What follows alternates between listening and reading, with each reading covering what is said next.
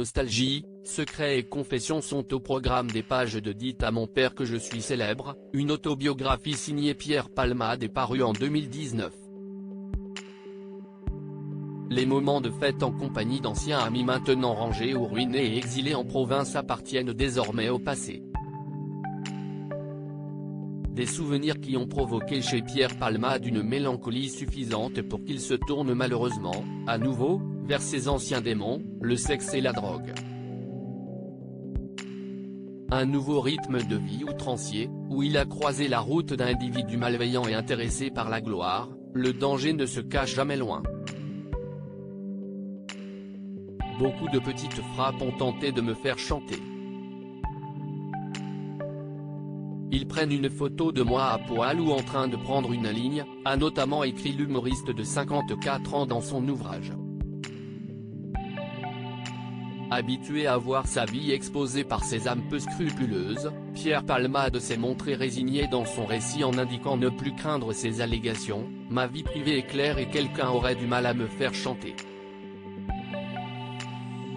Ce que les voyous ne savent pas, c'est que depuis mon procès, en 2019, le comédien était visé par une enquête pour viol et violence sous l'emprise de stupéfiants, je dis tout.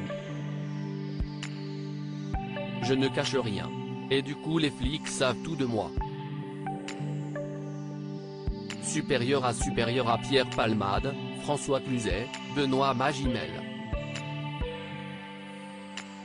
Les stars sans tabou sur leurs addictions. Une comédien sans tabou sur ses addictions. Une rechute, c'est comme si on vous proposait un voyage aux Bahamas en vous précisant qu'au retour l'avion allait se crasher, écrivait encore Pierre Palmade dans son livre.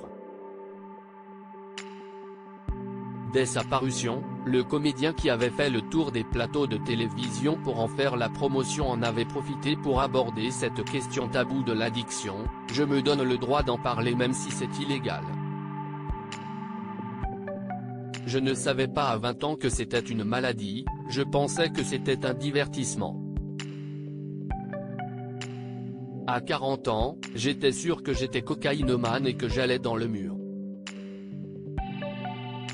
Et ça fait 10 ans que j'essaie d'arrêter, avait-il confié à Laurent Ruquier sur le plateau de l'émission On n'est pas couché en mai 2019. Un récit qui témoignait de l'histoire d'un homme trop vite happé par le monde du show-business, et qui a malheureusement été rattrapé par celui-ci ce 10 février, où, sous l'emprise de la cocaïne, il a été à l'origine d'un terrible accident de voiture qui a fait 3 victimes, dont une femme enceinte qui a perdu son bébé, ainsi qu'un garçon de 6 ans. Aujourd'hui, l'humoriste risque jusqu'à 20 ans de prison pour homicide involontaire sous l'emprise de stupéfiants. Article écrit en collaboration avec 6 médias. Crédit photo, Tiziano da Silva, Cyril Moreau.